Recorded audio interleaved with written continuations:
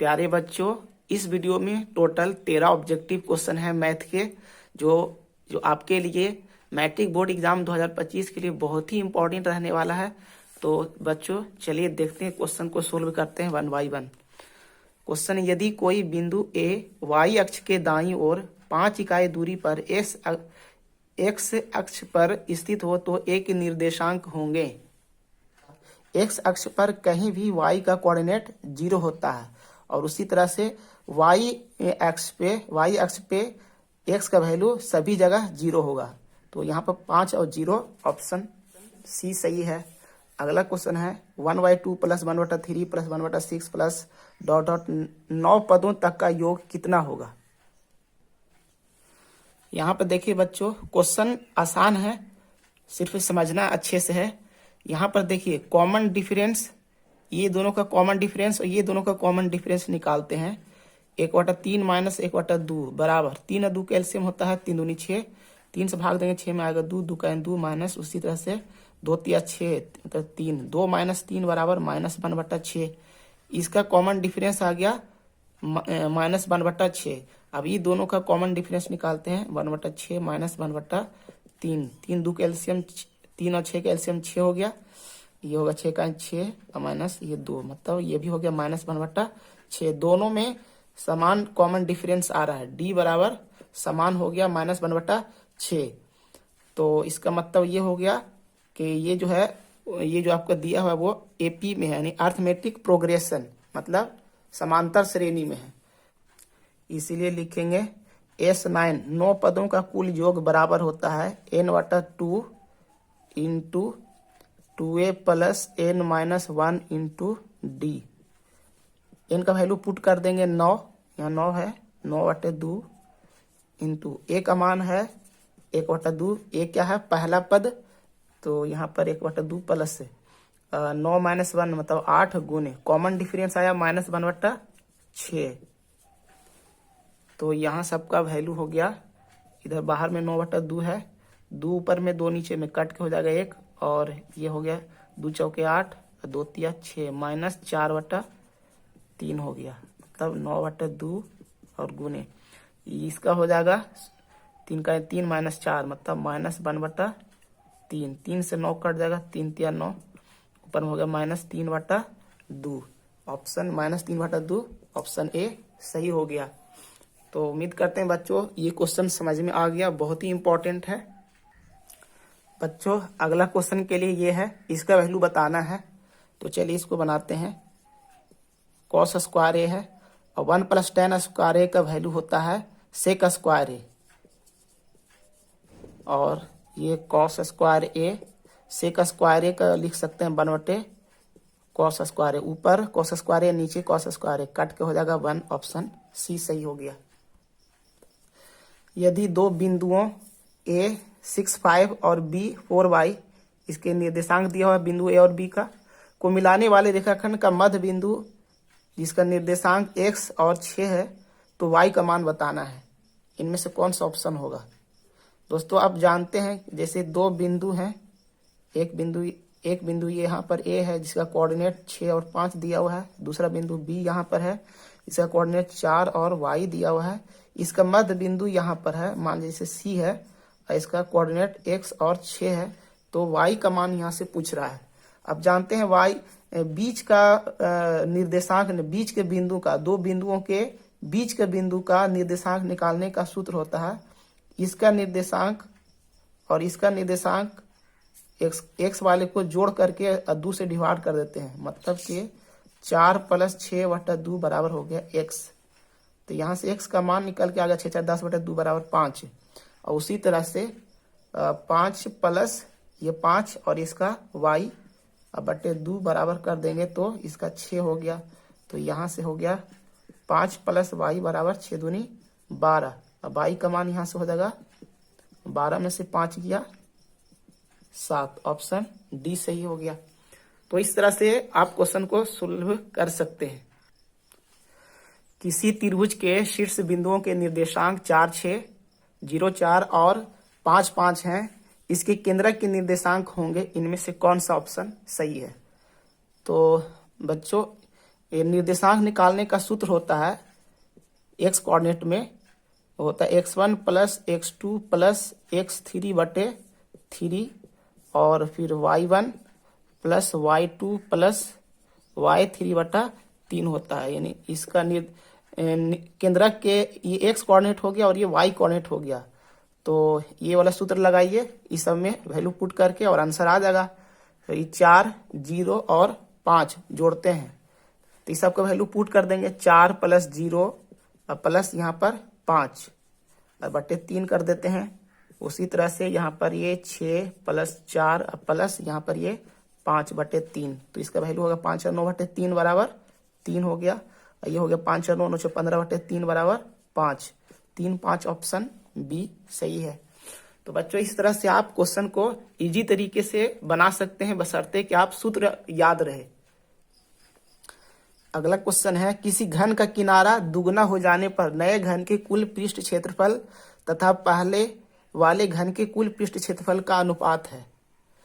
किसी घन का कुल पृष्ठ का क्षेत्रफल होता है 6 गुना भुजा का होल स्क्वायर।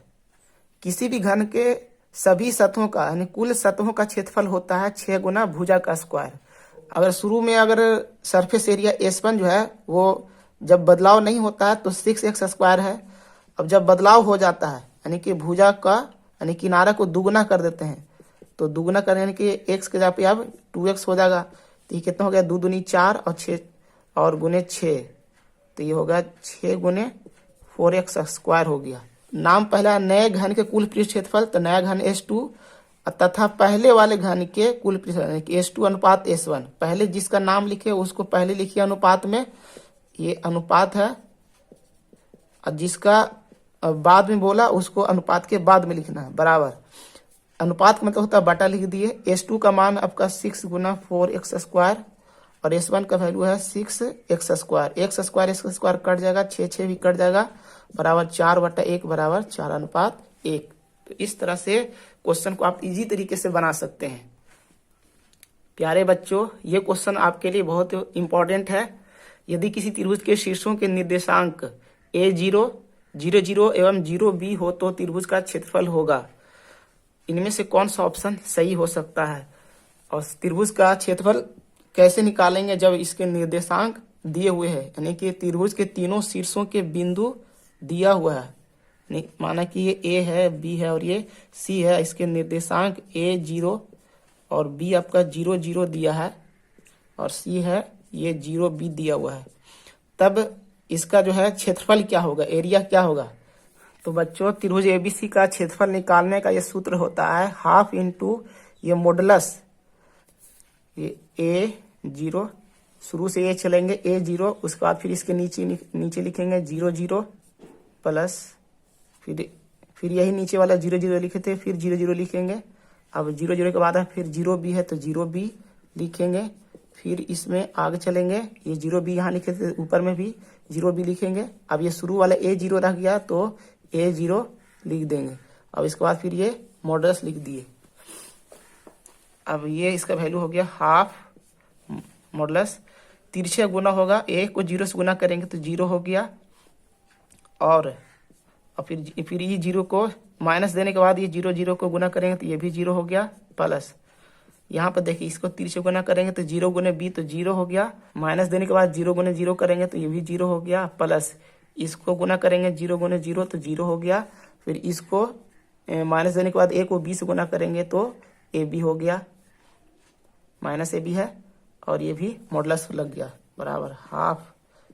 यहाँ पर ये सब 0, 0, 0, इसका कोई वैल्यू नहीं है। यहाँ माइनस AB है।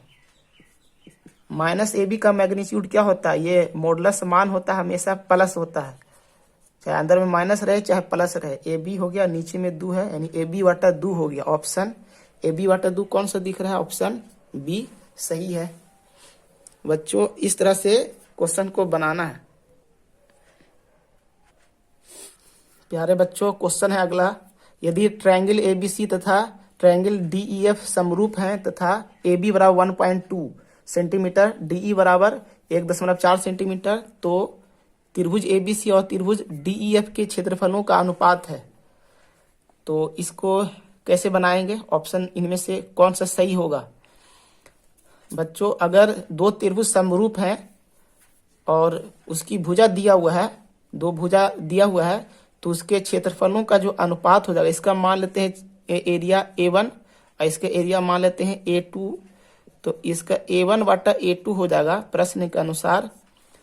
इसका जो भुजा दे दिया A1 के लिए, मतलब त्रिभुज ABC का है, भुजा AB का स्क्वायर बटे भुजा वो DE का स्क्वायर, तो AB का हो गया 1.2 गुने 1.2 होगा, स्क्वायर का मतलब 2 बार गुना करना, और नीचे में 1.4 गुने 1.4, ऊपर में भी एक 2 अंक के बाद दशमलव है, नीचे में भी एक 2 अंक के बाद दशमलव, दशमलव सब ऊपर में हटा दिए, ऊपर नीचे से ये 12 गुने 12, नीचे में 14 गुने 14, 2 से इसको काट देंगे, 2 छक 12, 2 सते 14, 2 छक 12, 2 सते 14, ऊपर में हो गया 6 छक 36, नीचे में 7 सते 49, 36 बटे 49 मतलब 36:49, ऑप्शन सी सही है।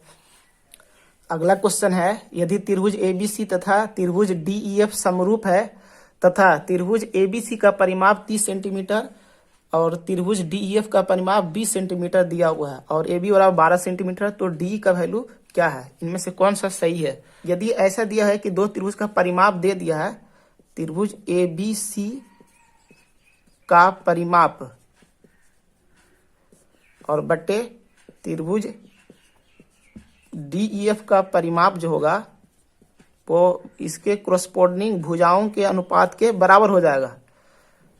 इसके भुजा त्रिभुज ABC का एक भुजा दिया हुआ होगा AB है और इसकी भुजा एक D दे दिया, ये करना है।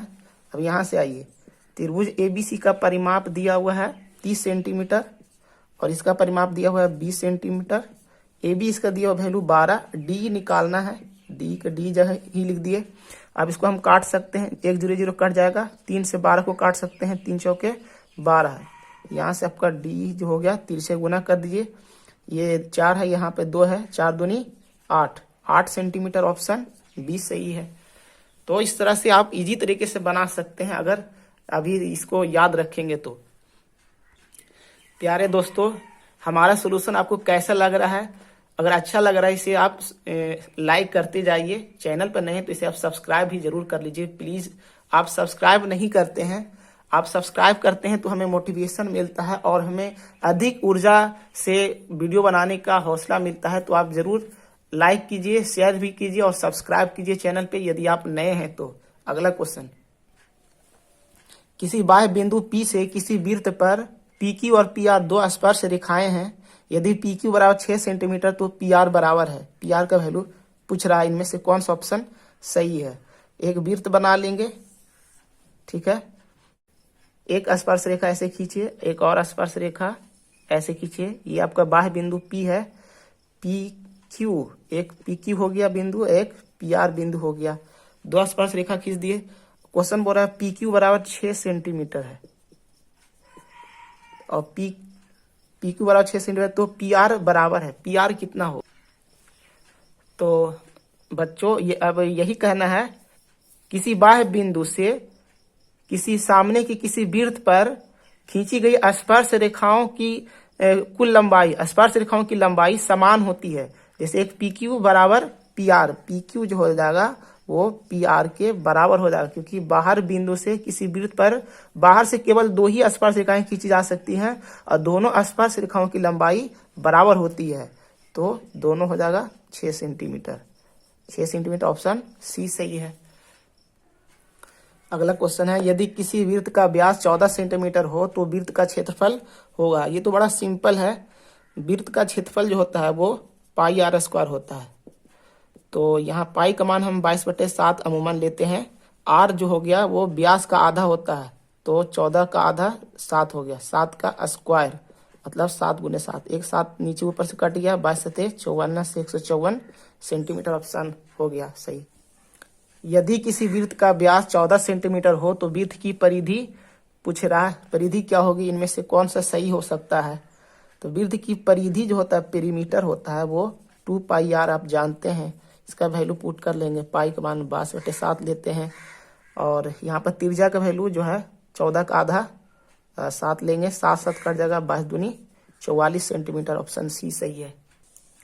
प्यारे बच्चों, इस तरह का भी क्वेश्चन आ सकता है कि एक वृत्त की परिधि तथा व्यास का योग 29 सेंटीमीटर है, वृत्त का व्यास क्या होगा? इनमें से कौन सा ऑप्शन सही हो सकता है? वृत्त की परिधि जो होता है वो 2 पाई आर होता है और व्यास को हम डी से डिनोट करते हैं। डी बराबर होता है 2r। डी मतलब डायमीटर यानी व्यास, व्यास बराबर होता है दुगने त्रिज्या। क्वेश्चन में दिया हुआ है परिधि तथा व्यास का योग 29 सेंटीमीटर है, मतलब 2 पाई आर प्लस 2r बराबर दिया हुआ है 29। तो यहाँ से हम कर सकते हैं, 2r यहाँ भी है, 2r यहाँ भी है, 2r हम कॉमन ले लिए तो पाई प्लस 1 हो जाएगा, तो बराबर ये 29 हो गया। तो यहाँ से आपका r बराबर हो जाएगा 29/2 into pi plus 1। 2 into pi plus 1 इधर आके डिवाइड हो जाएगा, मतलब 29/2 हो गया। अब पाई प्लस 1 का वैल्यू ये 22/7 प्लस 1, तो 22/7, 7 का 7, 22 7 29, 29/7 जो हो जाएगा वो 7 चल जाएगा ऊपर में, 22 7 29, 7 चल जाएगा ऊपर में, कैलकुलेट करेंगे तो 7 29 29 कट जाएगा, बराबर 7/2 बराबर 3.5। तो बच्चों और हमारे सभी साथियों, इस तरह से ऑब्जेक्टिव क्वेश्चन को ये ट्रिक के साथ बनाते हैं तो कम समय में आपको ज्यादा से ज्यादा ऑब्जेक्टिव क्वेश्चन सही सही बन जाएगा। अब इस वीडियो का अंतिम क्वेश्चन लेते हैं। 8 सेंटीमीटर त्रिज्या वाले वृत्त के अंदर से 6 सेंटीमीटर व्यास वाले वृत्त को काटकर हटाने पर बचे भाग का क्षेत्रफल है। इनमें से कौन सा ऑप्शन? बड़े वृत्त का त्रिज्या r बराबर 8 सेंटीमीटर है, तो इसका एरिया हम बड़ा ए लेते हैं, एरिया होता है पाई r स्क्वायर हो जाएगा, मतलब 8 64 पाई हो गया, 64 पाई सेंटीमीटर स्क्वायर।